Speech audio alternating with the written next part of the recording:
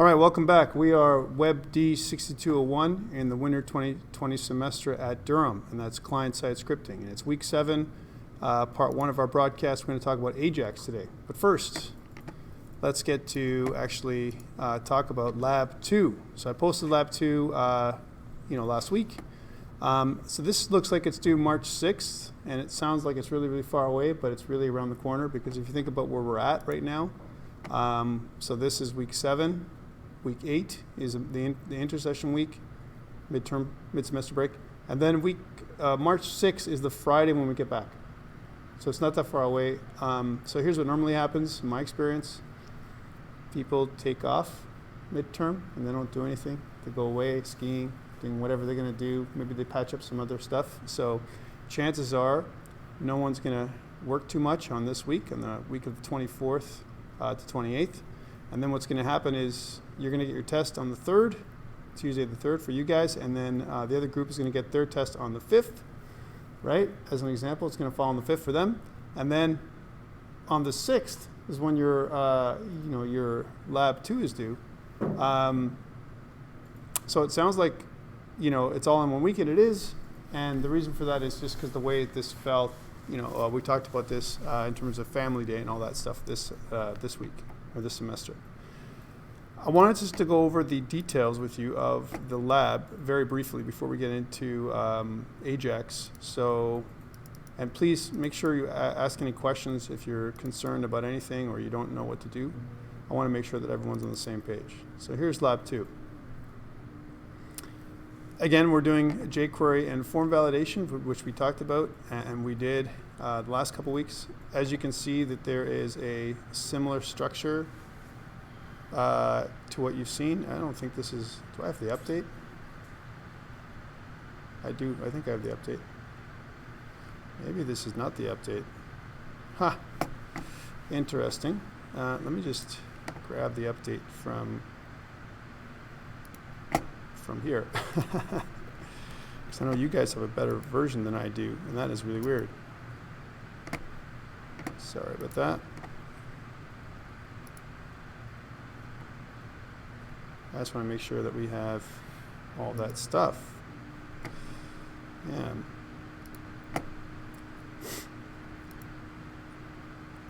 Let's put it on the desktop now. All right, that is better. Yes, that's the new one. I know because I have 2 arrows, not one. Haha. That's how I knew. It's like, wait, there's an arrow missing on that one. This is the actual one. All right, so again, you're going to use this project on GitHub. So this is the what you need to use. So you need to know how to use GitHub to do this lab. Hopefully by now you know how to go up on GitHub and grab files. That would be bad if you didn't. And it includes a couple of new pages, the login and register pages, which we already talked about. All right, so it's not like you've never seen this stuff before. So if you just download the project and you don't start from scratch, then you get 1 mark. Yay. You get a mark for downloading. And then the login page, again, it's a mark for site structure. This is what the login page would look like. And when you have your username and password. Again, if you're going to make this form, that's fine if you need to. I don't know why you'd want to do that, but if you don't want to use my template and somehow make your own from scratch, then it would be worth 1 mark. So that's 2 marks so far for free. And then your register would have this structure, and if you wanted to make your own or whatever, instead of using my 3 free marks, then that's fine with you, but I'm okay with it, right? However, if you just use my template, then you set it up, there's 3 free marks for you, and it's selfish on my part because then marking becomes a little easier for me because everybody has the same structure, right? That's why I'm paying you to use my template. Although I have to tell you that there are some people last lab that did their own thing and didn't satisfy my structure requirements, which is really weird, right? So I don't know why they would do that, and that's totally up to them, but hopefully you guys don't do that. Okay, the bulk of the marks here are 26 marks for functionality here. So you get like 3 free marks, but then form validation comes in, and it starts with a login page. So it tells you which page you're working on. So the first page is the login page. And then using only JavaScript and jQuery. Make sure you do this, please. No index.html stuff. I had people submit stuff, HTML things last time, even though I've told them not to do that. That would be bad. Please don't do that. When the user enters a username and password and then clicks the login button, insert their username between the contact us link and the login logout link. Okay, so remember that my new template has login, right, on the top right corner, right? So now what's going to happen is as soon as you click the login page, then there's going to be their username, whatever that is. Let's say, for example, it is like, I don't know, and usernames are crazy. Let's say smartguy76. All right, let's just say that was your username. Then it would appear on the top, on the actual, the nav bar there. And then I said hint, ensure you use allow for appropriate spacing between the two other list items, and then hint, take a look at the nav bar text class on the Bootstrap website for appropriate styling. Because what it does is it allows you to see the text, but it's not clickable text. Take a look at some examples on Bootstrap for where it should be. That's a hint of what it should look like. That's like an easy 2 marks. You've done something similar with inserting, the human resources stuff last time with Lab 1. This is just an extension of that, except you're clicking a button to log you in. Okay. On the register page, using only JavaScript and jQuery again. I keep saying this over and over again. Create a div element with an ID of error message, and we've kind of did this before. The div element should be hidden when the user first navigates to the register.html page. This area will be used to display errors if the user enters invalid data. And we kind of did this example on the login page the last time together. So we have a template for how to do this. And I see this as like 4 easy marks. Okay, so next one is register page again. Using only JavaScript and jQuery, ensure when the user enters their first name and last name that a minimum length that each input element will allow is 2 characters. There you go. If the user violates this check, display an error message in the div element with an ID of error message. All right, so some kind of error message. Again, fairly straightforward for you guys to do. It's just practice more than anything else. Register page. Using only JavaScript and jQuery, when the user enters their email address, ensure that the minimum length is 8 and that an @ symbol is present. If the user violates this check, display an error message in the div element with the ID of error message. Using only JavaScript and jQuery, ensure that when the user selects a password and enters it in both the password and confirm password input elements, that it is the same string. Okay, so this is new. Yay, I got you to do one new thing in the whole thing, right?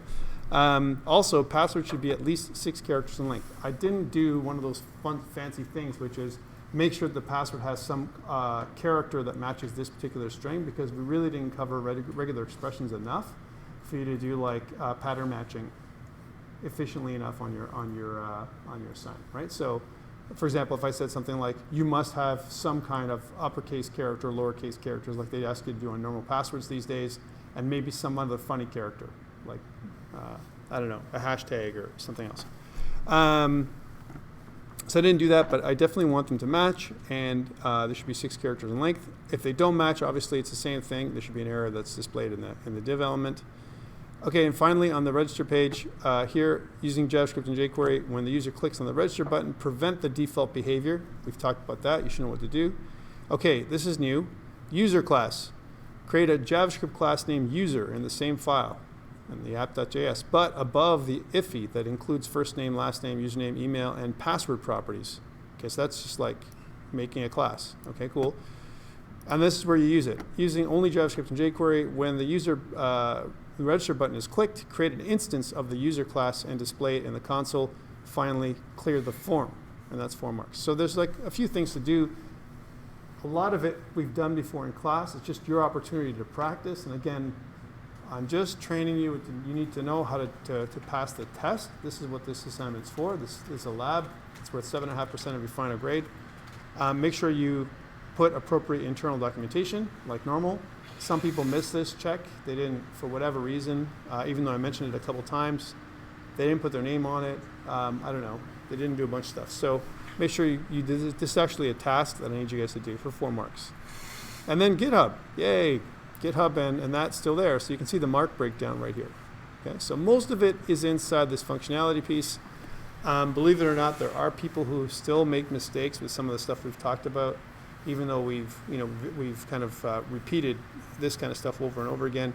Again, this is getting you used to program flow, control flow, how you break the program up into different parts, especially when you're dealing with multiple pages now. This is a new thing.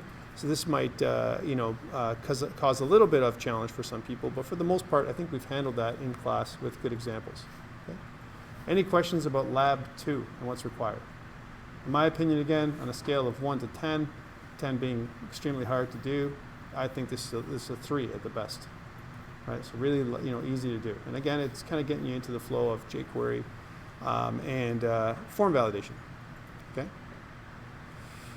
Okay, great. So that's this. That's Lab 2. Lab 2 handled. Let's continue. I want to get into the content for today. And the content today is all around Ajax. And I want to start with a little bit of concept stuff. I don't want to do too much concept in your class because you guys are kind of hands-on. But I want to talk concept because you can't really do Ajax without knowing like something about how HTML stuff works. So we'll talk a little bit of concept today, and hopefully we'll get into a little bit of coding as we get through it.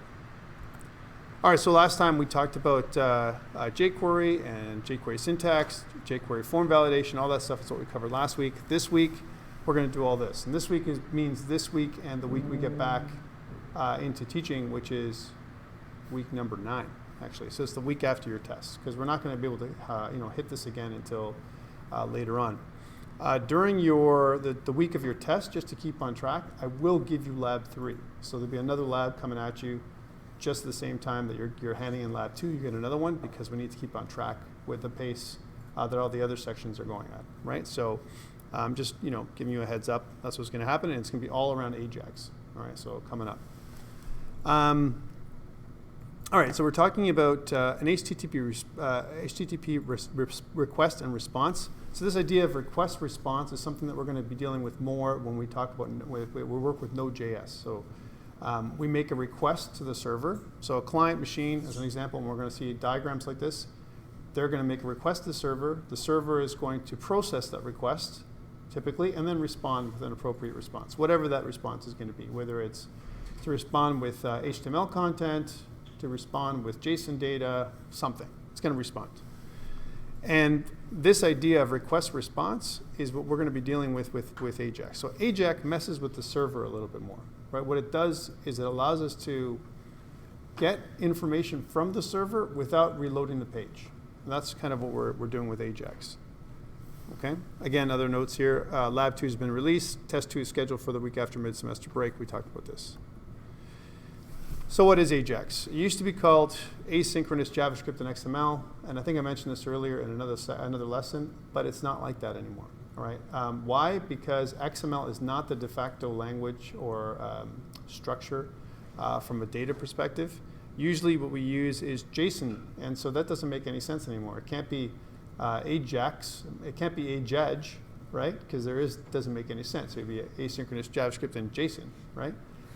So they've kept Ajax. That's what it is. However, it doesn't stand for this anymore. Again, this idea of asynchronous communication is really, really important, right? And one of the things that bites kind of at developers when it comes to developing with JavaScript is its asynchronous nature. And what I mean by that is, look, even the IFI that we deal with right now, when you load up your application, you bring up your IFI, and the IFI waits for the web page to load before you do anything, right? Well, that waiting to load stuff, we're always waiting for something to happen, right? And we're listening for an event to trigger for the page to load.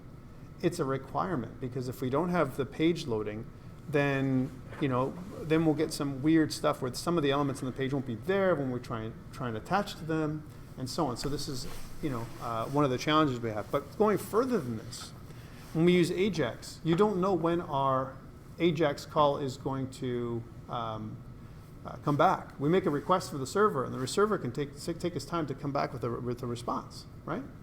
Here's my request. Is it coming? Is it here yet? Is it here yet? No? Oh, there it is. And if I try and do something before I get the response back, I'm going to get called null reference errors, variables that are undefined, all kinds of stuff that's a bit of consternation for some web developers. So this is the way it works, right?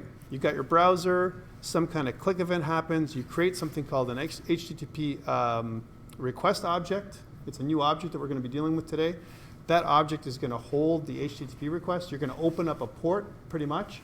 You're going to send a request, right? Whatever that request is, to a particular URL. And the server is going to respond with a response. That's what's going to happen, okay? One thing we also mentioned last week was, so far we've been able to, up until now, lab 1 and 2, I can double click on your index.html and everything works great. But going forward, after we start using Ajax, there's no more double clicking going to happen. Why? It just won't work. Ajax depends on a server running, so we need to run light server or have some kind of simulation environment in order for that to happen. So double clicking on your page to make it run won't happen. So if your environment, for whatever reason, up until today isn't set up properly, you don't know how to use Node somehow, or light server's just not working on your machine or something like that, it's going to come back to bite you coming up, because you need to have that ready, because Ajax, I've been kind of prepping you this whole time to get you into something more interesting, which is Ajax and Node.js, which is what we're handling in the second half of semester. We also mentioned that a lot of front-end frameworks use Ajax. One of them was, we talked about Angular, as well as React, and a bunch of other popular front-end frameworks use Ajax because of their single-page application structure. So instead of loading multiple pages like we have today in our template, we have one page, and then it loads in the content and injects it in the positions that it needs, which is far more effective than if we loaded multiple pages. On the downside, linking to that page from another page and SEO, search engine optimization, can be affected if you don't do create a proper single page application or SPA. All right. So again, we want to load content without reloading is what this whole thing is. So we make a request, process stuff, and it comes back with a response. And this is kind of a neat little diagram, in my opinion, because of this idea of event handling, which is what's really happening here. Because JavaScript is an event-driven language. It's all event-driven, everything that you do. So we have to talk about this HTTP XML/HTTP request, which is really, it's called an XML/HTTP request, but really it's not XML anymore. It's just the name of the object that they've left. It's kind of a grandfathered name. In fact, we're going to call it the XHR, XML/HTTP request. We're going to cut it down to XHR. And what is it? It's going to carry information for us. It's going to carry, first of all, our request. And it's also going to carry back our response, right? From the server, it's going to carry it back to us. And it's kind of like this cycle. And what we want to talk about is this idea of, we're going to go around to the server and come back. Think about what's happening right now, what we do. Whenever we go into a website, we make a request, goes to the server, kind of like out to the server and comes back, right? And that's the process. It keeps doing this, full cycle, if you will, right? Over and over again. Anything that you do that requests server information or something from the server, any database access, goes to the server contacts the database comes back with information, returns it through an HTTP request back to you. A good example of early Ajax use was Google, right? Google was one of the first users of it. You were to do a search. Once you start typing in something that you're searching for, then Google would automatically update the search bar, right? And that information is coming from the server. So it's not something that is part of the page. As soon as you start typing in there, the actual search bar is an event. There's something going on with an event. Each character you type triggers an event on that search bar, right? And what that does is it sends off a request to the server, and the server responds with possible search, results, or maybe basically search suggestions, if you will. So again, it's just like this: your client requests, and then the server makes a response, and that's the same system over and over. I can't stress this enough. This request response. We're going to see this request response all through the second half of semester. Request response, and you're going to have these two objects: a request object and a response object. We're going to get more into it as soon as we start managing our own server. Right now, we're using light server, which is kind of like a little quick mini server that's running in the background for you, right? But when we make our own server, then you're going to have to manage all this yourself. You're going to have to create an application programming interface, a little small one, right, if you will, that manages these requests. So again, here's an example. So I typed the word solar, right? The client request goes to the server, and then it comes back with some suggestions, right, from its database. It's going to say, well, what are they looking for, as an example. I'm just going to keep going here. One thing we want to try and do a lot of times, especially nowadays, is create something called a web service. A web service, and again, there's different ways of doing this. When we're making use of Ajax, a lot of times we tap into a web service. At the end of semester, we'll have created a small little web service of our own, one that uses RESTful kind of input and output, and we'll talk about what that is later on. A lot of times web services these days, they're created in these little microservices. And a good example of this, and I don't want to digress too much, but think about this right now. We could have a monolithic website these days, massive, right? And it does everything. It handles your input, it handles your access, it handles some kind of form, and all kinds of other stuff. But what if we could decouple some of these things? For example, if I'm going to make a login system, and if I have multiple websites that I want you guys to have access to, wouldn't it be best if I had a centralized login point, right? That was decoupled from the rest of my, my architecture. So it makes sense, right? Ajax allows us to do that kind of stuff, and we kind of compartmentalize everything with these little microservices that are decoupled from this massive monolith. Again, this is the topic of a whole class. You could have a whole microservices course for web, but we're not going to get there. And by the way, if you're using Java EE, Spring microservices is the way to go with Java and Java EE. So you might be hitting that in another course. Okay, so again, one of the things we have to do is when we run Ajax, we have to open files from a web server. There is no other way around it. And again, there's two ways. You can do it with HTTP or HTTPS.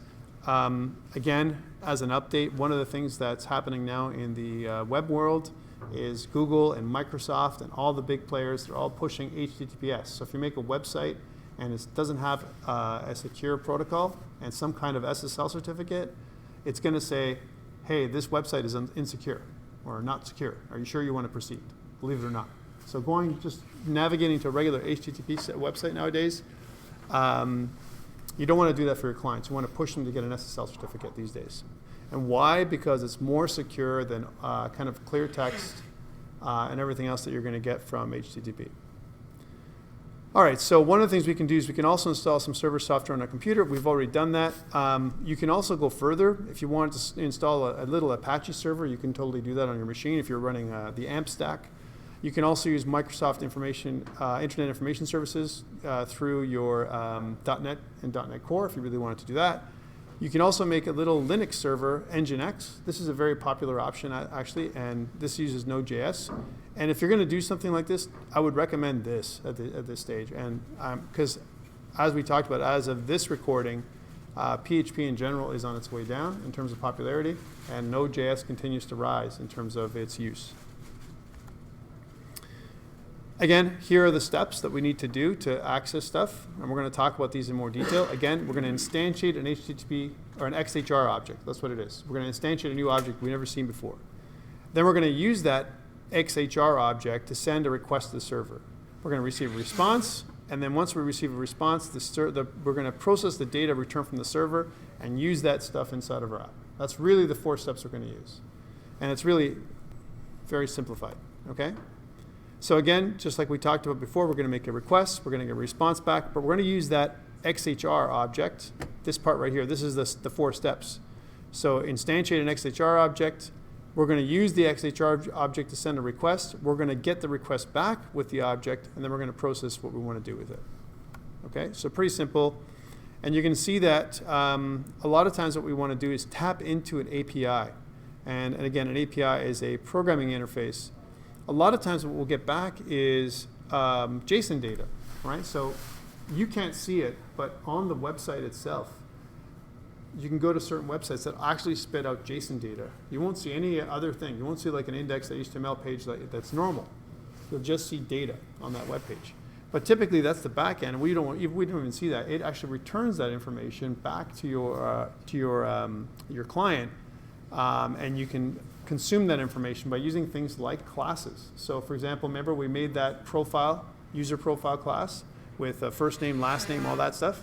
Well, imagine every time we log in or every time we register, we send information to the server, it registers everything, stores everything on the database, and then returns back with, hey, you're okay, we got your information, do you want to log in? That round trip that it does all the time is, a lot of times they use Ajax for that. And here they give you an example of mapping, getting information about map locations from the server. Okay, so a lot of this, kind of round trip stuff. We also have to talk about a couple things. We know what a response is. It's the web server's reply. Request is something that you put together, but it's kind of something that you have to format. You have to format the request properly for you to send it off. You can't just send a request and say, hey, I want some data. You have to actually format it properly.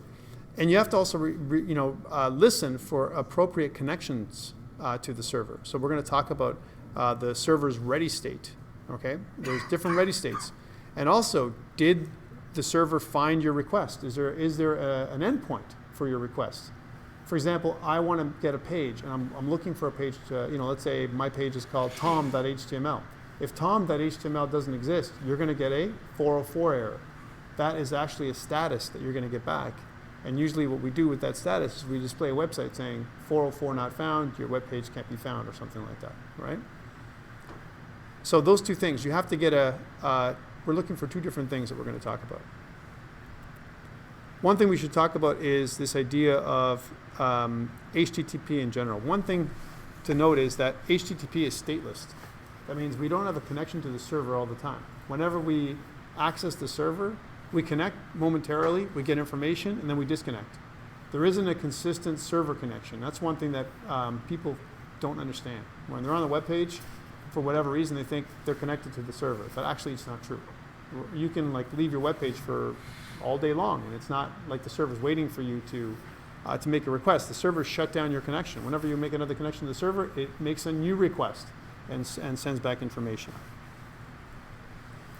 One thing to note is also that our HTTP protocol, the hypertext protocol, has changed over the years. And one thing to note is that it has changed a lot recently, right? So before, in the early 90s, we actually established the stuff we used for many years. 1997 was when we established HTTP 1.1, and we didn't change it at all in any way until about 2015, which actually is kind of shocking when you think about all the changes that have gone on over the last little while. But however, one thing to note is that 2015 was also the year when we got ECMAScript 6. Right? And that was that whole revolution in JavaScript. Remember we talked about this? Where JavaScript had ECMAScript 5, and then we started getting classes and more functionality and all that kind of stuff in 2015. It was the same year that HTTP changed as well. And now they're working on HTTP version 3, and it's already supported by Chrome Canary, and they have a bunch of other stuff. One of the things they have as a feature is push notifications from the server, as well as additional security features, which is something that's a real concern for everybody. Okay, one thing we have to also talk about is this idea of messaging. So whenever we create a request message, we have to have several things: a start line, a bunch of header lines, some kind of blank line, and a message body. And this format is something that we have to do every single time we send a request to the server. Luckily, JavaScript helps us with all this stuff, so we don't have to do everything. There's a minimum amount of information we have to use to connect with the server. Okay? And this idea of headers, we have a bunch of headers. One of them is, for example, an authentication request. Whenever we authenticate, we can actually update the authentication header. You'll have a header and a value, almost like these key value pairs. So the header name, for example, authentication, right? And or access, if you will. And then the value. Here's my access token, as an example. And then those kind of headers are the things that we're going to have to dealing with. Notice it says 47 HTTP 1.1 headers. They've added several more now in HTTP 2. And they're adding more again in HTTP 3 as we continue to update the protocol. One thing to notice is that caching works against Ajax. The more a page is cached, the worse it is for Ajax. Ajax is counter caching. We don't want to cache at all. Why? Because we want to inject new information into the page. So if the page was caching, as in a good example, then what happened is that you wouldn't get anything. It would show nothing on the page itself, which is something that we don't want to do. Okay, several types of requests. The two most popular ones are get and post, which we've seen before in our forms, right? Get and post. But there's a bunch of other ones. For example, delete, put, and so on. Those and update, and there's a bunch of other ones. And the reason why these are there is because they're more descriptive, and you can also have different endpoints on your server to kind of deal with those types of requests, which are very different than get and post. A lot of times what we want to do is we want to send a get request when things are clear text, right? Something I want to make, I want to kind of put a get request out there. And then we received a request in terms of a post request when I have to process something. So for example, a lot of times when we build our server in the latter half of semester, we're going to build our little server. And every time we get a post request, a lot of times we want to update the page. We want to process the page request. So imagine a page can have two types of requests. Here's a good example of this. Our login page, right? Login page. I make a request to get the login page. That's a get request, right? Hey, login.html, type that in my URL. Boop, I use a get request. But then when I log in, I click the login button with my credentials. That's a post request. And so the page can have two endpoints, a get endpoint and a post endpoint on the server. And that'll return different information. One will just return the HTML. The other one actually will maybe redirect you into another page when into a secure area. Okay, I'm going to skip this. So again, here are some different kinds of requests you can put. You can, for example, say, what is the user agent that is accessing the page? And a user agent is usually things like which website, which web page, which web browser, what device. You can get this idea of a user agent string. And if I bring this up, let's try this out for a second. If I look at user agent strings, so user agent string. So I want to get the user agent string, and the user agent string will be like something like this, Mozilla, right? As an example from a phone or a tablet. I can detect what the user is that's incoming, right? So the user agent string is something that we can use, the server can use to kind of figure out who is calling. And then the referrer, if you click on a link that goes to a website, you can tell where it came from. Where did you come from? What IP address? What other website did you come from? And so this is where Google and other services can use kind of metrics to kind of decide, are your links working? Are you going to get the best bang for your buck from a search engine optimization perspective and monetization? Okay, and there's other ones that we can look at, content encoding and length and so on. But these are all different parts of messaging that we can do. And again, one thing we want to look for, like I talked about, once we start communicating, is this idea of status codes. Okay? So one thing we don't want is a status code of 4 something or 5 something. God forbid if we get 5 something. 5 something means the server failed. All right, we don't want to see that kind of stuff. And on the next page, you can see that there are these kind of common requests. What we want typically is a request that's at 200. 200 means everything is okay.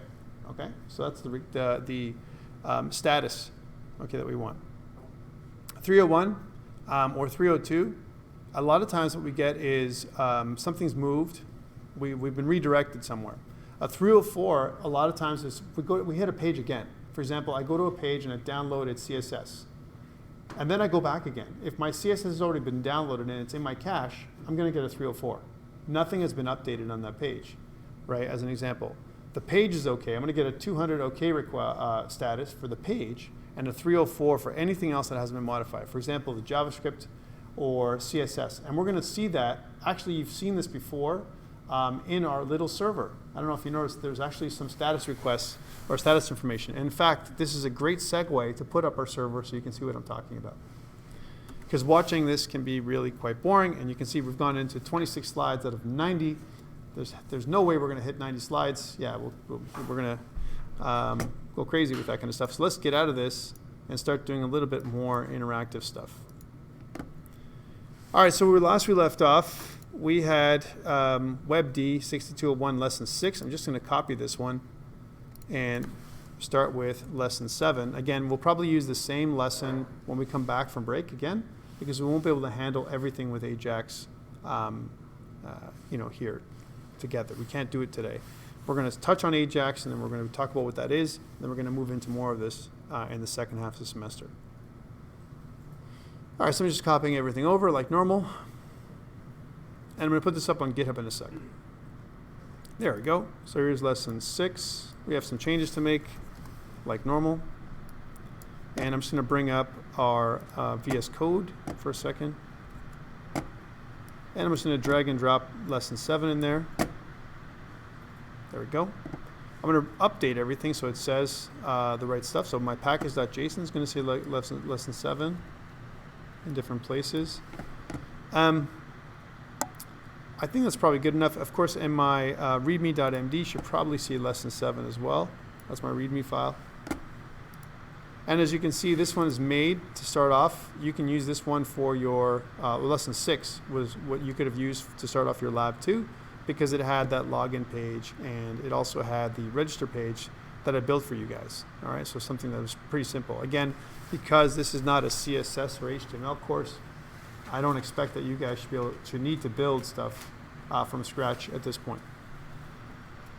Although it is a pretty good exercise to get going with. Okay, cool. Now we have to update the GitHub reference.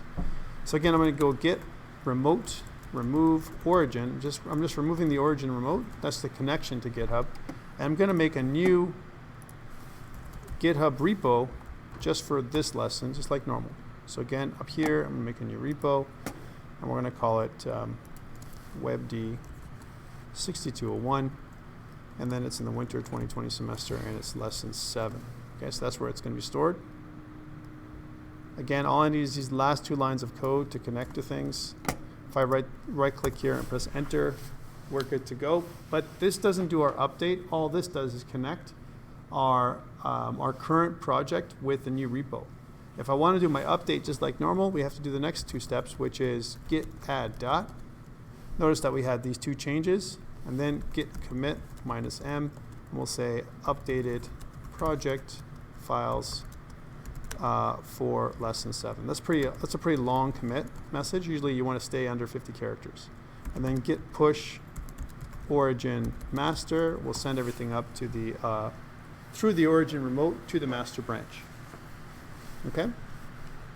And if you look up online now, you can see if I refresh, you'll see the changes that we just put up online. These are all the things we did, and you can see we have 10 commits because we've been keeping track of all of our changes since we started this project. Okay? All right, cool. So again, what I like to do whenever we start a project out is see what it looks like when we test it. So I'm going to say light-server. Okay, now watch for these responses I talked about before. All right, so here's our server. It's going to take us to our page. You can see that I have product services about us and contact us, as well as a login page, which we talked about before. Here's my login page, right? Well, take a look what's happening down here. We're getting a bunch of these different status codes, right? Here's 200.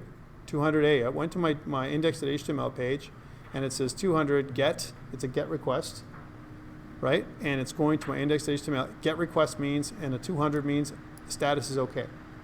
And then we get a bunch of 304s. And these 304s are things like, well, you know what? We've already got, our browser already has Bootstrap, right? We already have this. It's already cached. It already has this for Font Awesome and jQuery. All these things have not been updated on our browser. This is all the 304s that I'm talking about. And if you go back to the PowerPoint, that's exactly what it says. 304 is not modified. The client already has the current version of the requested content. So this is where caching helps, because I don't have to download this stuff from the server in any way, right? Once I've got these kind of common files that I've already downloaded and installed on my machine, because when I go to a website, guys, automatically you're getting any files that they have, and it's going to be stored in your cache. And this is the danger of going to random websites where people need virus programs and so on. As soon as you go to that page, you're downloading stuff from that. You don't know whatever server that is. That could be any server in the world. They can give you whatever they want, right? You're making a request. Hey, I want to get that page. As soon as you make that request, they're firing files at you. And you're going to receive it. And there's nothing you can do to stop it, really, at the end of the day, once you've made that request, right? So be careful where you click is the thing. Don't go to places that you know are dangerous or a little bit sketchy, because if you do go to those places, you never know what you're going to get, right? Or have a good virus program that can stop things like pop-ups and other downloads to come into your page. Don't cache your browser. Use DuckDuckGo for tracking and so on. Okay, so that's one thing. One thing we don't want, again, is this internal server. If we ever get an internal server, that would be very bad. That means we can't reach the server for some reason. And normally we don't get that, but sometimes you get an internal server when the actual server is down or unavailable. 404 is a very common error, and if you notice here, I'm getting one. And I'm getting a 404 for something called a favicon, right? And a favicon is that little icon that pops up on your website, and that's kind of on your tab. I haven't included it, but Light Server is looking for it, and because it's looking for it, I'm getting a 404, okay? So that's what's happening there. But the rest is all 304s, and that's what we expect, 304s, to get from our website, okay? So a bunch of 304s.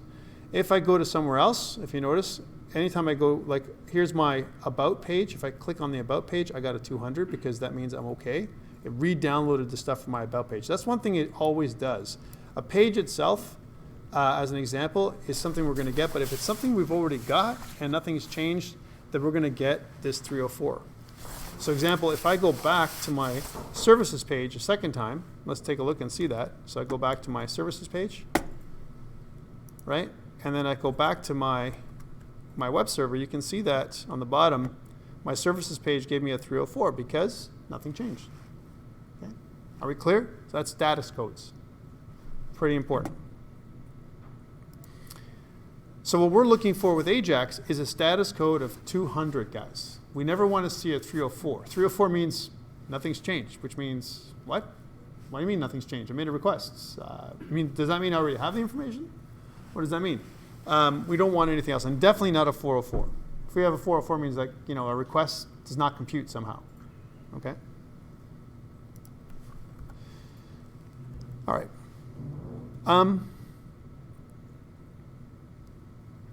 So there's other things we can get. We can use the location for the document to understand where if I want to redirect the server to somewhere else, I can use the location to move them. We've done that before. Okay. There's also a bunch of stuff we can use on the XHR object, right? Remember the XHR? I'm just going to call it XHR, guys, but in your mind, you should think HTML or XMLHttpRequest. It's a big mouthful. I'm just going to say XHR from now on, which is just easier, right? So you can do things like get all response headers. We can open. This is a very common method. We'll be doing open. We can also do send, and send will actually send the request. So we'll open a URL. We can also specify if it's asynchronous or not. And when we specify asynchronous, that means it's not blocking. If we don't specify asynchronous, that means it'll wait until we get the response back before it does anything. That's blocking, and that's sometimes bad. We don't want things to block, because that means you can wait, keep waiting, and there's the request, and it comes down, right? If it's asynchronous, though, on the downside means that we're going to get content whenever the server feels like giving it to us. Which means you cannot depend on the order of when the content comes down. For example, I can make several requests in a specific order, A, B, C, D. However, the response from the server might be B, C, A, D. You don't know when the server is going to respond. And sometimes you see that when it comes to loading images. I don't know if you've ever gone to a site where there's a lot of big images and some of the images load faster than the other ones. That's because the server is responding when it feels like, asynchronously, to all those different images. Okay? This is the one we want to use. There's a couple of events. This one here, on ready state change, is a huge event that we're going to use all the time. It's using the ready state property, and when the ready state changes, what we're looking for is 4 different ready states. 0, which is uninitialized, right? 1 is open, 2 is sent, 3 is receiving, or 4 is loaded, and what we want is a ready state of 2. So think about the 2 things we need. We need a status of 400, and a ready state of 2. If we don't get those two things, we've never received anything from the server. Those two things must be there in order for us to get any data back from using an XHR object. Okay? By the way, status and status text. Status text will give us a friendly name like OK and not found, right? And status itself is the actual status code. Okay? So ready state, status, status text. Okay, so that's the stuff. And this is how you make a request. Now notice they're using the old keyword var, which is var'd. In our classroom, we don't use var, we use let, right? Because we're modern. And we use the new keyword. New keyword means we're accessing or we're instantiating a new object. Because we're using this thing, we're allocating memory for this new object. And this object is an actual object. We'll try this in a few minutes, okay? And here's an example of a request, okay? This is not the full thing, but basically what we're going to do is this. We have a HTTP request, or XHR request, if you will. And then this XHR is going to make this new object, and we're going to wrap it in a try-catch. So why would I wrap something in a try-catch? Any ideas? We're using exception handling here. And you guys have done try-catch in other courses, yes? Okay, good. I wouldn't want to explain what try-catch is for you at this point. But some people, they don't remember what it is. It's exception handling, yes. You've done it before? Yeah. You're all good to go? So we want to use a try-catch because whenever we do file handling, doesn't matter if it's C++, Java, C#, whatever, anytime we do file handling or anything like that, wrap it in a try-catch. Because you never know if something happens. And you want to be able to catch that problem. If you don't, it can break your app. It can break your app from, if you're running something with C++ or C#, it can break your web app if something goes wrong, right? So make sure you wrap it in a try-catch. Okay? So that's what we want. Notice here what they're doing is, in this example, they've created a function, getRequestObject. The getRequestObject function tries to get a request and tries to return the HTTP request reference, a reference to the XHR object. That's what this does, okay? And one of the reasons why they do this is because previous versions of HTML, or maybe the browser had JavaScript turned off, as an example. Some of this won't work, right? Nowadays we don't have to care about this much. So wrapping an XHR request in a try-catch, probably overkill at this point, okay? But let's try it. This is where we do it together. All right, so again, I'm going to go back to our page here, and let's take a look at our scripts. So I want to load some information, and I want to put it inside of that services page, right? Our services page kind of has this table that's pretty ugly right now, right? Notice that we have this, lorem ipsum stuff, and we also have this projects, a list of projects that we have here. We can probably include it somewhere in here, or products. Maybe products is where we put it. Yeah, products is a perfect place to put it. So the products table itself, if you notice, if you navigate to the products page, let's go there for a second. So if I go to products, you can see that we have this little table here, right? What I want to do, if we can, maybe not today if we can't get to it, but what I want to do is inject our own products in there, right? So instead of having this, we'll wipe out the products. We'll just have the header, which is hashtag first, last, and handle, and then we'll just inject some of the information in here is what we want to do, all right? So first, on the products page, I want to use that page as a place to start coding. And remember how we did this? We have our little lobby, our little page switcher, right? Here's our page switcher. And our page switcher uses this state machine where we can move from one state to the other state. And what we want to do is this, products page, right? So again, if I'm going to go to the products page, we have products up here. I can go to definition. You can see that there's nothing going on in here. It just says the document title is products, right? Here's our products.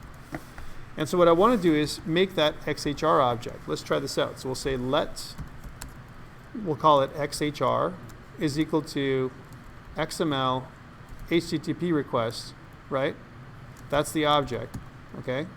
And let's print that out. Console log XHR. Let's see what that does there when we do that, okay? So again, going back, if I go to my page and if I look at my console, inspect, I'll go to the console, we can see that this only happens when I get to the page, right? So if I refresh, here it is. Do you see anything? I mean, here at the products page, here I am at the products page display. Oh, did I put in the right place? Haha. Yeah. So what happens when you rush, right? See what happens. Let's put it in the right place, Tom.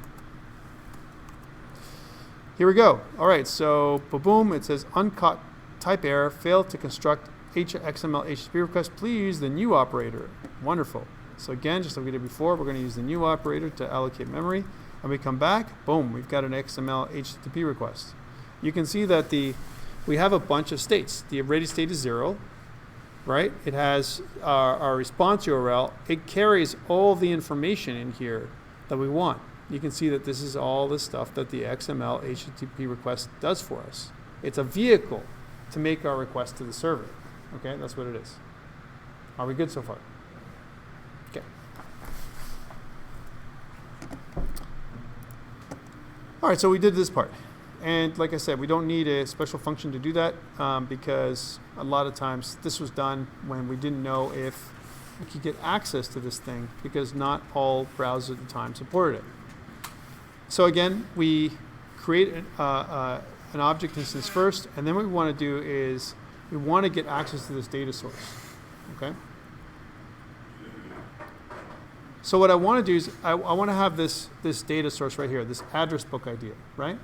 And this address book, just like we've done before, it could be name and email, but I want some products. So if we look at our products, let's make our products .json, right? And our products.json is going to be something that's local to our machine right now. It's going to sit on our little server in the data folder. We don't have a data folder, but we're going to make one. Okay, so let's do that first. So first, we're going to go back to our page. We're going to go and create a new folder online here called data. So here's a new folder. Again, I want to click down here to do that. We'll call this data. This is where our data is going to be. We're going to make a new file, and in the file is going to be called products.json.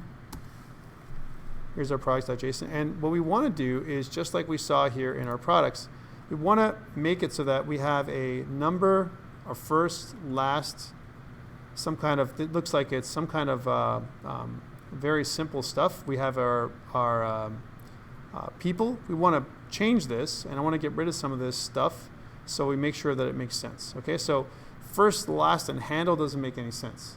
So think about products. What kind of things would we want for a product? Maybe a product ID, right? That might be something we want. So here would be our product ID, right? That's the first thing we want.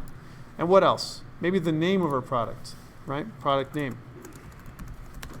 This is actually on the HTML side, okay? And then, some kind of short description, right? So product description. And let's think about some kind of price, right? A price of some sort. So again, I'm just going to make another header, right? Here it is. So we're going to say a price. And maybe we can cut some of this down, like instead of product name and then just description, might be okay. Price. So these are the things we want. And then, as an example, I'm not going to put all these TRs. TRs are table rows, right? Let's get rid of the other two. Here we go. And I want to add some information in terms of our data, right? So number is the number. Here's our table header. This is our number. And then we have mark, auto, and this. This doesn't make any sense. Our product ID. So we'll make our product ID something unique. Like, for example, A1. Here's our product ID, A1. And then our product, let's say, for example, our product is like a small widget, or I don't know, we'll call it widget X, right? Our description, this small widget creates excitement, sure. And then some kind of price. So we'll get another TD. So this is our row, our column, data. And we'll say something like the price is, I don't know, $9.99. Okay. If I update this on the page now, you should see that it looks different, right? We have A1, widget X, this small widget creates excitement, and $9.99 is the price, right? Well, that's great from HTML perspective, but I want this to be loaded in dynamically from our JSON file, right? So we need to make a file like that, and I'm going to do that in my using my file I just made, which is products.json. So again, keep in mind this structure, okay? And again, this is nothing. Imagine if we don't have a class yet, because the nice thing to do is to have a class. I have a class, and the class itself is going to hold the data. It's going to hold our product ID, name, description, and price, and that's what it's going to do every single time, right?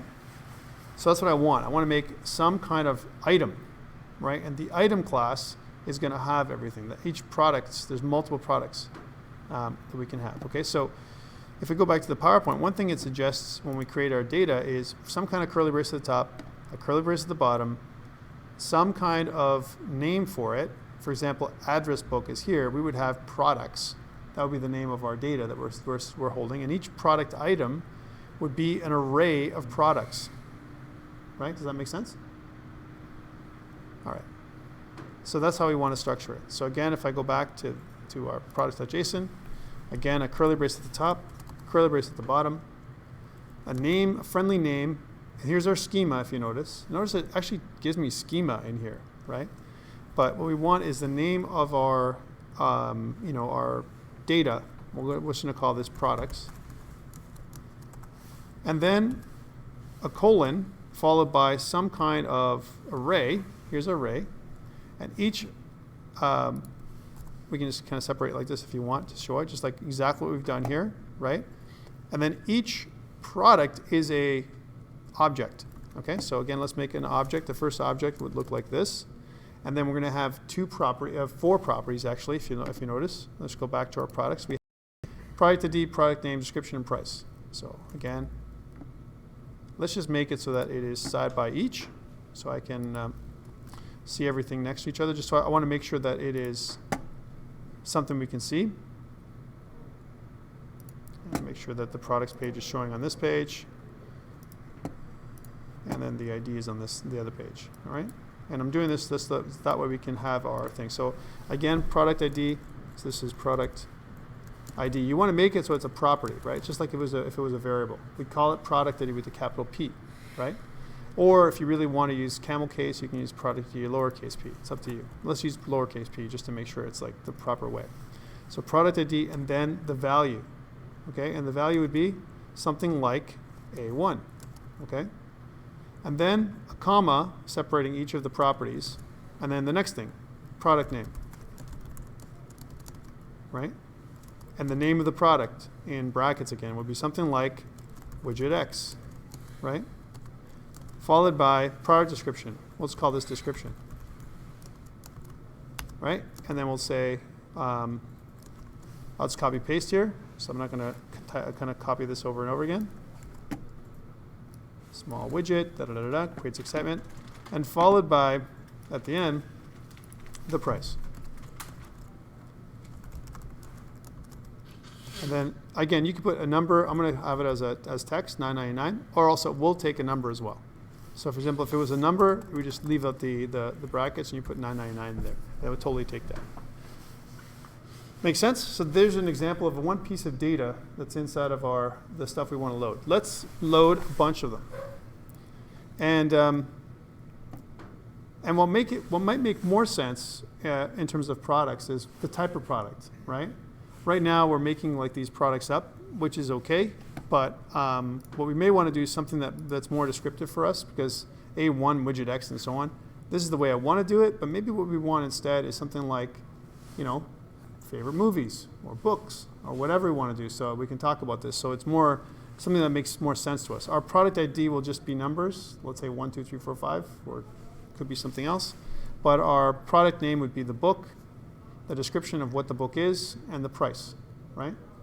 So let's get some of this information. So again, I'm going to just keep the same structure. So notice I've copied this part right here. I'll keep widget X, but now we'll have a book.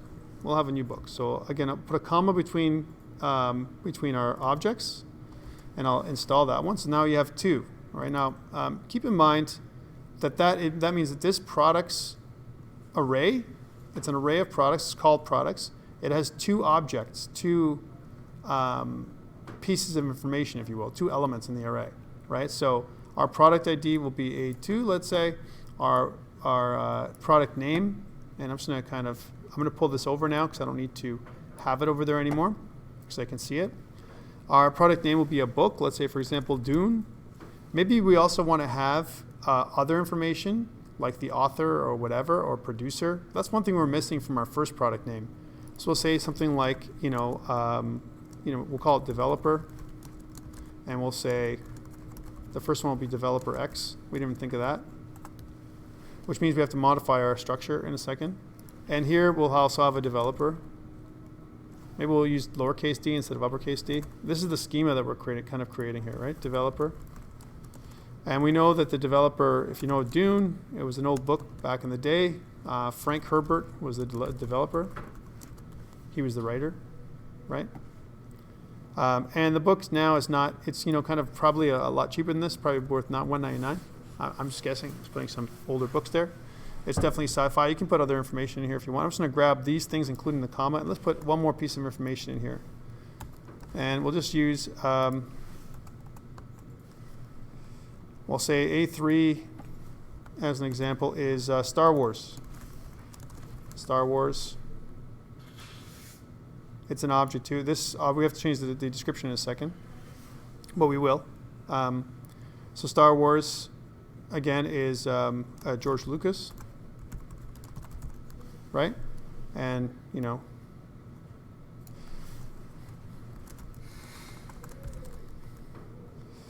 galaxy far, far away, right? Galaxy. They're going to kill me, people who are watching me, right? Far, far away. Let's make sure I put this in properly, or the trolls will kill me. All right, so galaxy far, far away. And of course, Frank Herbert, it's all around the spice must flow. We'll say the spice must flow. Okay, I'm not going to say what that is right now. It doesn't matter. It's an example. This is not $1.99. Star Wars is growing in popularity. We'll make it $15.99. There we go. There's different prices. Okay, just to make it different. Good. We have three pieces of information inside of our products JSON file, products JSON, and this is what we want to read with Ajax. Okay, so we have some kind of data that we're going to be after. One thing we need to change is because we changed our schema. Schema means the properties that we have inside of our objects. We added a developer object. Let's add an extra column to our page. So again, I'm going to go back to my products page. And I have product ID and product name. We have developer here. So I'm just going to add another one here on the page just to be able to house our products properly. And we'll call this developer. It actually could be publisher or author. It's up to you how you want to see that. And make sure it coincides with the order. So again, it's product name and then developer, right? So let's make sure that that's correct. So product name and then developer. And then what we want is to add the developer in here under the product name, right? So something like, developer X. Again, one thing to note is to train it, like to actually take a look at it and see what it looks like on the page. So if I was going to go on the page itself, let's make sure we're in the right spot. Make sure it looks right, okay? That this is how our product is going to come down, okay?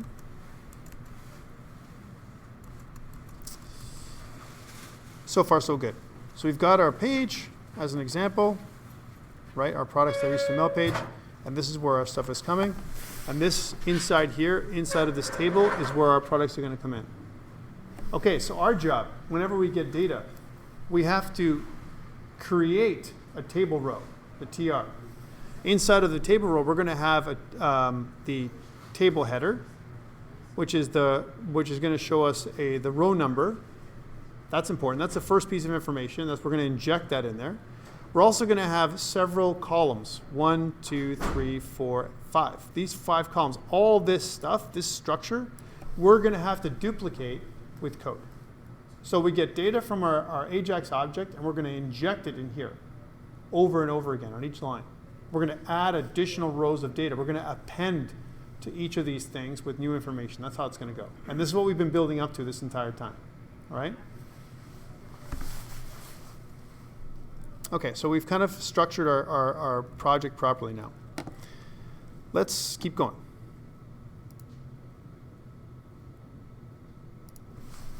All right, so we talked about, again, we talked about JSON data, and here there was a simpler example. We're moving forward. What we want to do is we want to get this idea of a ready state. We're going to open the request using our XHR object. That's what we're going to do. And the open, we're going to pass in a URL, right, where we're looking for. The type of request, get or post, right? And we're going to get a response. Okay, that's how it's going to be. So it's going to look something like this.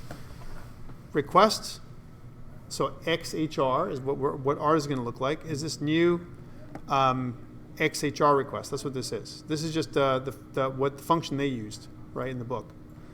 Request.open, we're going to get, and then we're going to look inside of our data folder in our contacts.json, and then what we're going to say is that asynchronous is true. So let's put that in there and see what happens. Get request just like this. Now remember, we have to be very sensitive in terms of our pathing, okay? Because that's important for us to do too. Okay, so going back to this, okay, we're going to go back to our scripts and we're going to build this up slowly. So here we have our XHR request, right? And now we're going to do an open. Now this you might want to wrap in a try catch because now we're actually doing stuff. But let's just put it like this: HHR open. You can see that we're looking for a couple things. Here's the method. So again, we want to do a string, and then control space will give us one of the methods, whether it's get or post, right? Let's use a get request. And then the method URL. This is the actual place where you're getting your stuff. So I'm going to put /, and again, it's going to be inside of our data folder, and then inside of a file called products.json. Okay, so that's the product name. And then, is it asynchronous? And the answer is we want to say that it's true. Okay. So that is our open, our request. And if I save this, and if I go back out to our page. Let's go back out to our page here for a second. And if I look at inspect, you're not going to see much because there's nothing that we printed out. However, let's take a look at our server. So if I press Control backtick, right? So it says that our scripts got updated, and then this is our server, right? Did it make the request? And the answer is not yet. All we've done is open up a file. We haven't sent the request yet, right? We haven't sent anything else. You can see that nothing's happened here, because otherwise you would have seen the request come up, right? Okay, it's important to note. However, and even if I updated the information, let's suppose I come back in here and inside of our page, let's print out XHR now. So console log.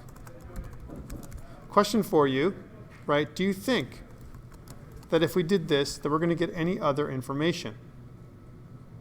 If I just print this like this, so XHR open, and then remember that it's asynchronous, would we get anything changed in our XHR object right now? What do you think? Maybe is the answer. So the reason why is because it's asynchronous, right? Here's our ready state 1.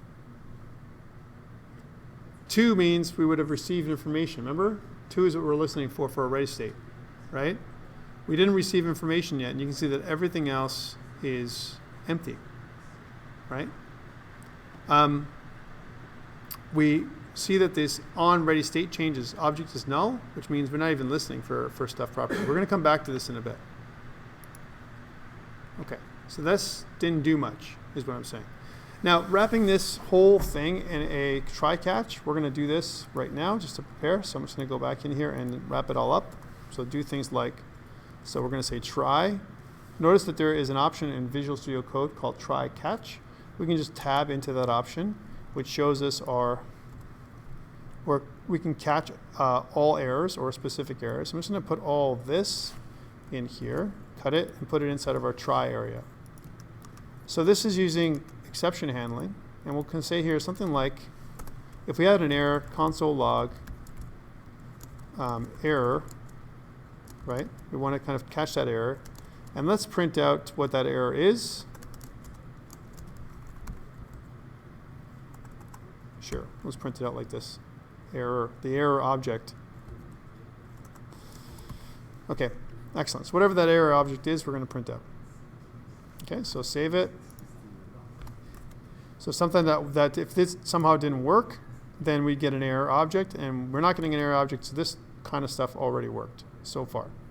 However, open alone doesn't do anything. Open just opens a channel, if you will. Okay, that's all it does. All right, back to this. So we're following along here. All right, so now that we've opened the request, we're listening for that particular piece of data. You know, one thing is to open it. The other thing is to send the request. That's the next part. So what we want to do is we want to use the send method. And this, what it does is submits the request to the server and then accepts a single argument containing the message body. So that's what comes back. And usually we hold data in there. That's where the data comes back from the server to us, right?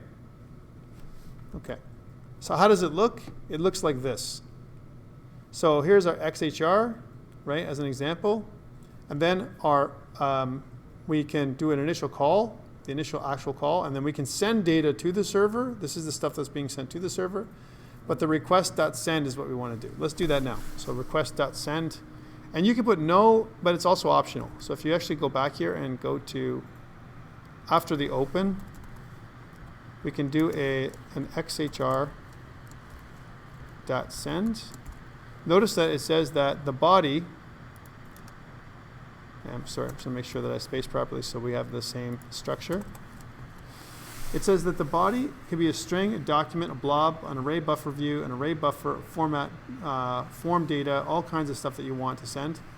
It says initiates the request. The body argument provides the request body, if any, and is ignored if the request method is get or head. So if I send get, if I put a get request, then the body's ignored. That means I'm not sending anything to you. I'm not giving you a form. I'm not giving you login information. Usually, you know, if it's a get, it's something that's sent. So we can actually use nothing in there if I want and just do something that looks like this, right? XHR sent.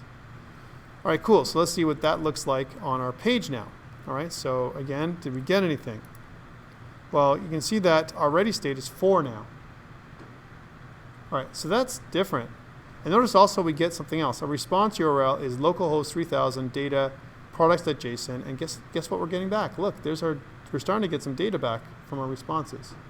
I don't know if you guys can see this. We got some data back, and this is where we can actually inspect stuff. Status code 200 means everything is okay, and this is our data that we got back so far. Okay? So ready state is 4. Let's just go back to this to see what it looks like. And what does it look like from our server? Exactly like that. So it says 200, here's our app.js, 304, we loaded our bootstrap, and then we get a 200, which is data products.json. It actually loaded it okay for our products.json to load. So it actually loaded into our form. But where do we get this data? Can we have access to this data somehow? What do we do with it once we have it, right? That's the next part. Okay, so far so good? Now there's stuff we have to check. What I would want is, I would want to wait for the on ready state change to be the proper number. I'd also want the state to be 200, right? I want to wait for that status to be 200, right? So a lot of times what we want. So here's an example. If I wanted to send a search term out, if I was looking for a specific thing, I could send a search request.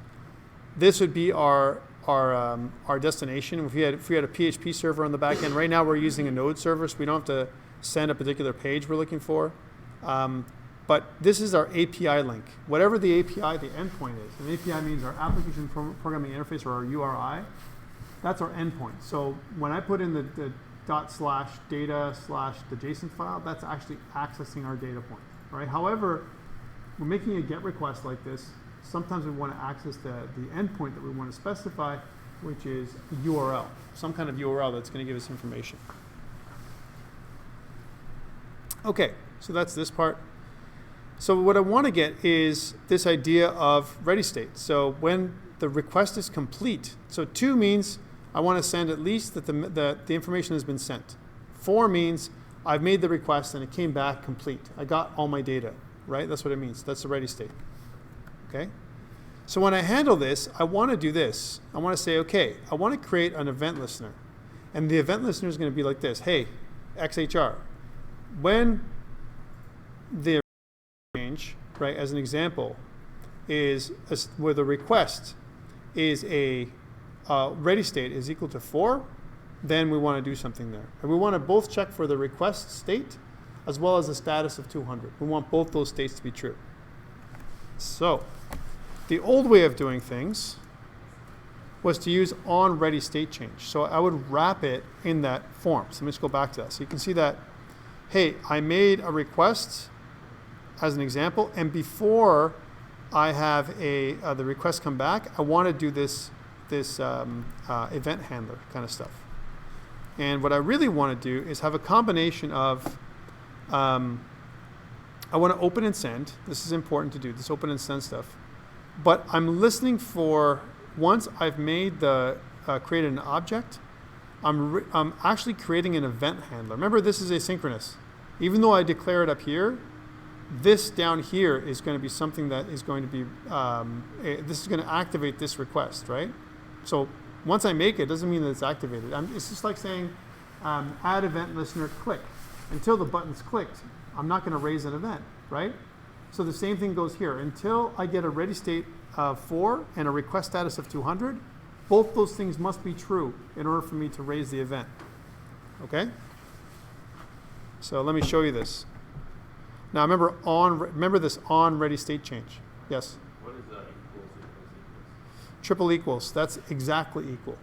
So equal in JavaScript means it could be a string or a number, as long as the string or a number is the same. So for example, if I say if it's equal to 4, the number 4. But if I put it equal to, in quotations, 4, it's both going to be true. However, if I said equal, 3 equals, right? That means exactly equal to the object of the same type. So for example, I want to be 4, the number 4, not, and if you put 4 in quotations, it would fail. That's what it means, exactly equal. All right, so again, I want to do this if request stuff, but first let's make our event handler. So again, this is done early on. This is done before we do any of this opening stuff, right? So we're going to go in here, and it's still inside of our try catch. And we're going to say that, hey, XHR, I want to add event listener, and I'm listening for ready state change. Notice that I'm not doing it the way they did it. Okay, and then what I'm going to do is I'm going to make an inline event handler. So function, remember we did this way, function, and then we're going to have some kind of curly braces in here. So this is where everything is actually happening, this stuff in here. So I'm saying, okay, wait for the ready state change function to happen, and then if XHR dot, and again, you can see that there's status and ready state, right? So we're listening for ready state and status. They both have to work. If our ready state, right, is exactly equal to 4, right? And we'll just put it in brackets here so you can see it. And XHR status is exactly equal to 200. Then we're going to do a console log. If I can actually spell properly today, console log. Wow. Everything is ready. If I can just spell properly, that would be great. Today is not a good spelling day for Tom. Okay. And we can also print out a console log of the XHR, and we want to do this, this message, this text, right? Status text, right? You can also do response text. The response text is interesting. So let's do the response text instead. Response text. Okay. Let's do that. Okay. Now think about this. We're making this event. Here's our event, right? first we make our object, then we make the event. This is step 2. Then after we make the event, we open, and then we send. When does the event get triggered? On open or on send? What triggers this event? It's the open, right? Once we open it up, once we get this, and once we actually, the send actually sends the data, this part here, right? So the send actually does the request. Open prepares the request. Okay? Let's try this out and see what we get now. So again, go back. And we'll go to this. And you can see that, look what we got. Look. This is our products object we got. We get that back. That's the response text that we're looking for. Everything is ready, and the response text is all this, all our data, right? Well, now that we have our data, right, our data is coming back at us as an array of called products, a products array. So let's see if we can consume this data somehow. So again, going back to our code for a second. So we know it's coming back in this XHR response text, right? So I want to be able to access this data outside of this place right here, right? However, it's not going to be accessible out of here until we know that ready state change is 4 and our status is 200. So what we could do is we could call an additional function in here that activates when this stuff happens. Or we can just, for now, bury our stuff in here. XHR response text is what we really want to do. And I can loop through everything we want. So, for example, if I said that, instead of console log, just for a second, if I said let our data, right, data, be equal to our XHR, right, response text. There's my response text, right? So if I said this, data is this, right? And then if I say console log, data, what am I getting here? Because this is just response text, right? So if I go back to my page, you're going to see I'm going to get the same thing, right? Everything is ready, and then data has all of this. All of this. Okay. What about if I try to do something like data.products? What is that going to do? Does it do anything?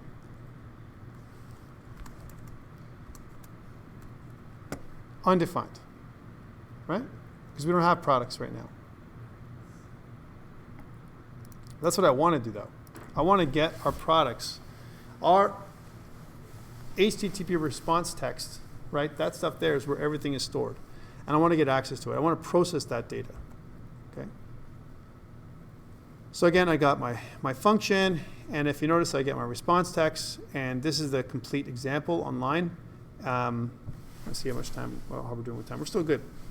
All right. I'll see if I can get this data into some form or another for us today, and then we'll move on from there. Okay. So again, we spit out the stuff that comes back, but this stuff that comes back is not in a form that we can read right now. It's literally inside. It's all text. That's all it is, right? We want to convert it into something that makes sense, right? So once we return the data, right, we want to convert it back. So a good example of this is this. So again, here's our request. And then we see this other part, JSON.parse. JSON.parse. So I want to take that text, and I want to parse it and make sure that it's data. So let's see if we can do that part. All right, so again, JSON.parse. So JSON.parse. And I want to put that XHR object inside of the JSON.parse method. Notice when I hover over the JSON.parse, it tells me what I can do. It says that converts a JavaScript object notation string into an object. Okay. Now, does this give me anything? Data.products. Let's see if that same thing works. So if I go back to my page, you can see that actually it does.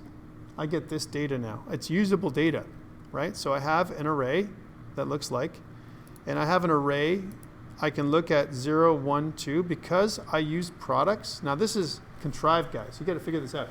how did I know to use products? Well, my data has an array called products. I had to read the data first of all, right? You kind of have to know a little bit about your data in order for you to read it. I mean, sure, you could infer if you really wanted to, but it doesn't really work like that. Here's something that happens though. Take a look. I have a bunch of objects that come back, right? So product ID, product name, developer, and description, and it comes back as data. That's what it comes back as, okay? But now that I have this, right, let us loop through each of these things, right? Each of the objects, right? I want to loop through, and for each object in my products, I want to spit out something in the console for each object. Okay, so I'm going to go back to this. So this console log, let's not do this anymore. We know data is something now. And I'm going to put a for each. And I'm going to say, here's the array. The array is data.products, right? And for each item in the array, now, I want to spit that item out. Console log that item, all right? Now this is a key, guys, the way this is done, if we can do it this way. And there you go. Look what we get back. We get actually each of the items as an object. Each of the items are separately printing out as an object now. You can see this. Are we good? Do you understand what's happening? Yes? No? Maybe? All right, let's go back. So again, before, when we were just doing this without the JSON.parse, it was just text. Useless to us. The JSON.parse converted that JSON object, that JavaScript object notation text, into something we can use, right? And we know that in our data, if you look at the products.json's data itself, I have an array I call products. You can call this whatever you want. Okay. One thing it didn't do is it didn't give us any code hinting. It doesn't sit there and go like inspect what the file is and give us code hinting on what it contains. It has no idea what's in the file. So we have to know something about our file, about our schema. We have to know about that. That's why it's important to create a class. Let's do that next. All right. So we know we want to create a class of these properties to load our data, to hold our data in it, right? A class of these properties. So again, going back to our app.js, for each data.products, this for each loop, what it does is it looks at the products array. We don't know that the products array is anything right now. However, our products array is something that's inside of our data stream that we just got, right? We know that because we looked at the data. We can inspect the data and know this. For each item in products, that's how you read this thing. For each item in products, spit out each item. That's what it does right now. Item is a thing now. Okay? Let's make a new class. So we have our contact class. Let's make a new class up at the top. This is kind of in line with what you did earlier with your lab 2. So here's a new class. I'm going to call this class item. But again, it can be a product item, if you will, right? And inside of our product item class, we're going to have several properties, right? We're going to use our constructor for this, right? When we make our constructor, I want to have several properties come up. And I'm going to use the same properties that I have here. Product ID, product name, developer, description, and price. All right? So again, to help us with this, I'm just going to pull it on the side. So that way we can see all the stuff we need to. So when we make our class, we have everything here. Okay? So again, I'm going to say something like, I want to get a product ID, right? I also want to have a product name. When I use my constructor, when I create a new item, right? A developer has also a description, and then finally a price, right? So that's in our constructor. Think about the constructor like in other languages, right? In other languages, I'm just going to put a semicolon here. And this should be capital I because it's a class. If I can type properly, I cannot type today at all. But our constructor takes in these items, product ID, product name, and so on. And then what I can do is I can assign them to the actual item itself. So this dot product ID, oh, wow. is equal to product ID, right? This dot product name is equal to product name. This dot developer is equal to developer. This dot description is equal to description. And all I'm doing here is I'm creating properties of my class based on the constructor. Okay. Once I've done this, I have an item class. Yeah? So now imagine this. I want to form up each item in my item class is going to hold data. And I don't want to hold it in the way that it's being held right now. I want to take each of these items, the data from each of these things that I'm getting from, right, from my file, and I want to store it here in an item. Once I have it in an item, I can do all kinds of stuff with it. I can save it, I can store it, I can assign it. They're just variables now, right? It'll be item.product ID, item.product name, item dot, and so on. That's how it'll appear. So scrolling down, now that I have an item, right? I'm going to go to that place we were working just now, which is probably up here. Here it is. I don't need this anymore. I can simply do this. I can say that for each item in the products catalog, right, that we just loaded, let's set up each item like this. I can say that I want to make a new item. For each item, I want to make a new item. So let, and maybe what I can also make is a catalog, right? Let's try this out. So I'm going to say that I want to make a new catalog. We'll call it at the top of the page. We'll say let catalog, right, equal to some kind of array, right? That's what that is, an array. And my catalog is going to keep track of each of my items. I'm going to store each of my items in there, in my catalog, right? In fact, if you really want to be the same, let's just call it products. Because remember, products here and products in here are two different things. This is data products. This is just products, our products, right?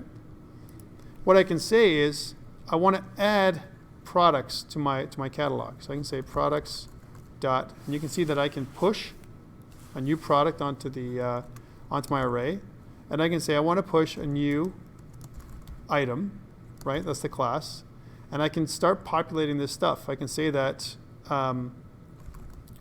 item, which is this item, right?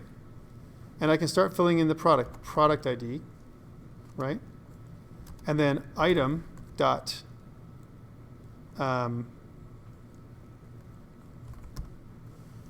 product name. I believe that's the second one. Product ID, product name. And then item dot developer. And then item dot description. And then item dot price. Okay? So this is going to create a new anonymous object. That's what it's going to do. A new anonymous object. I don't have a name for the object.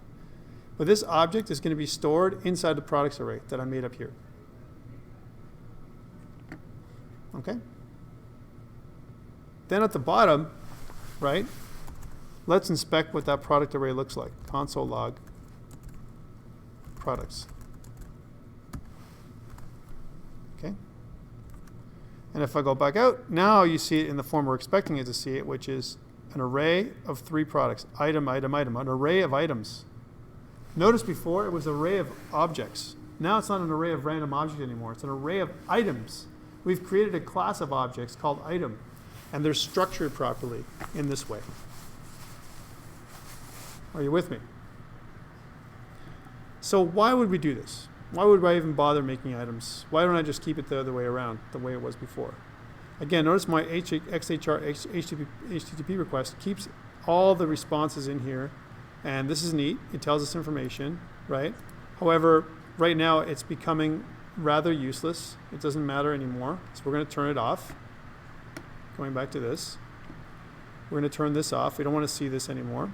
This, what the XHR object is, right? That's down here. We don't want to see that anymore. But notice when it printed out, this XHR object printed first, Look, the XHR object printed first, and then our items came down. Wait a minute, but that's not the order that we did it. Look, here's our XHR items, right? Shouldn't we have got everything first and then got this thing? No, it's about asynchronous. The server is going to respond whenever it feels like, guys. This is the key, right? So we think that we should get this stuff first and then finally what the XHR object has, but actually it gives us just the other way around. First we get this, and now we're waiting for the server. When the server triggers, it's going to trigger this event, just like us clicking the button, right? And when the event is triggered and we get both states where we want them, then everything is ready and we're going to get our data. Only then. And it happens after this. This is why it's asynchronous. It doesn't happen in the order that we're coding here. It happens in whatever order the server wants, okay? Which is a point of contention for developers. So wait, what doesn't make any sense? It should be in the order. It's not going to happen in this order. It's going to happen whatever order the server wants, okay? Could be a different, yeah, it could, depending on what kind of delay you're going to get with the server, you're going to get a response. Okay, so if this is true, so if we did this and we have our products, well, here's where we want to start thinking about what to do. All right, so let's put some steps into play. So 1, right? Create a try-catch for exception handling. So any kind of exceptions that come up, right? That's number 1. That's step 1. Next, make an XHR object. This is all the stuff you need for your next lab. We haven't made it yet, right? So instantiate a new XHR object, which is what this is. This is an important step, believe it or not. 3, add an event listener for ready state change.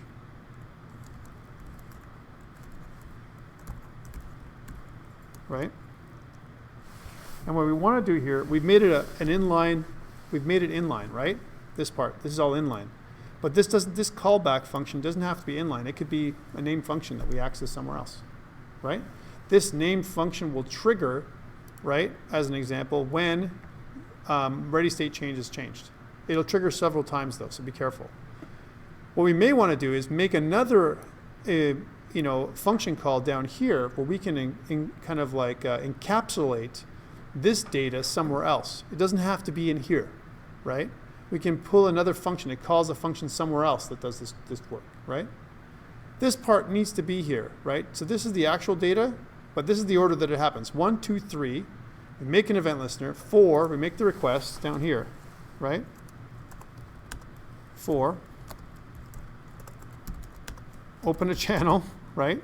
Hailing frequencies, we want to access like the Starship Enterprise here, right?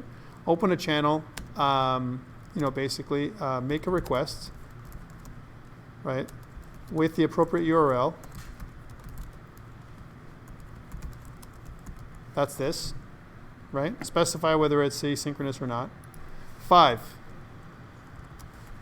what we want to do here is send the request to the server. That's what this part does. Now, 6, get a response from the server. 6, get a response from the server. Notice the order. So we did 1, 2, 3, we're waiting, 4, 5, it happens, then we get a response in here. That's what happens. That's how it goes. All right? It doesn't happen in order. And even if we put this in a different spot, we have to have an XHR, an XMLHttpRequest Object, in order for us to make an event listener, an event handler, right? So once we've done this, I can put this anywhere. It doesn't have to be here at this spot. Because it's just like a click event for a button. I can make a button and then put the click event anywhere I want. The click event happens inside of its own event queue. Remember the whole event system? The events are happening asynchronously as well. It happens almost on another thread. Think of it this way, although it's single threaded. So it means like normal program operation runs in the line that we're looking at, but actually what's happening is somewhere over here on this event queue, we're waiting for things to happen in another spot. So it's happening simultaneously. At the same time that this is happening as well. And it's happening asynchronously. which means it's not happening in order. Synchronous means it happens in order. If I put this as false, it'd be blocking. I would have to wait until one thing happens before I do something else. We don't want that. All right, so what do we want here? What's the next step before we leave for today? Well, what we want to do, and this is the perfect thing to do, if we want to do this properly, what we really want to do is this. Next step. Once I've got the response from the server, I want to create HTML and inject it onto the page. And this is what to do is for us. So here's what you do. So step 7, right? Create new elements and inject them and the data onto the page. Which means that, if we're going back to the page, right? We're very close to it, but if I go back to this page, so if I go back to my products page, right? This is what it's going to look like. We're going to have to inject this part, right? This part right here. We're going to make a table row, right? We're going to create element, tr. We're going to add a th, right? With a counter that we're going to use for each of the items, 1, 2, 3, 4, 5, however many we want, right? Then I'm going to start injecting TDs, table data, inside the columns. And we're going to have one TD for each of the items inside of our data, right? And then I'm going to loop through. For every item, for each item inside of our data, I'm going to make this same thing over and over again. And I'm going to keep injecting it. I'm going to append child on top of the bottom, at the bottom of my table. Keep doing that over and over again, right? And so I can have as many items as I want on my page. That's how we do it. And that's how we get data from our server, okay? And we're going to do it inside the structure we have on our page. So again, we've been building up to this whole time. We've been building up to the point where we can do this kind of work. And that's the next thing we're going to do next day. Okay, so we're not obviously going to do it this week, right? Because this week's a short week. If I had an extra day with you guys, and what I might do is maybe on Thursday, I might make a video that is an optional for you guys to watch. I might make a video that kind of goes through this process again already. And then what happens is, we can see it in its full glory together when we're back together after our break, okay? But one thing I will do is I will post, like I said, Lab 3, just to recap, during the week we do our test. Again, the week we do our test is the week we come back from break, okay? So please make sure that you know that. I'm also going to update our announcements to make sure everyone's clear on that as well. Any questions before we go? This is it, guys. This is the basis of what we're going to be doing. And this is 99% of websites do this way, where they get data from some kind of REST API. It's not usually local. It's not a local file. It's a file somewhere on the server, right?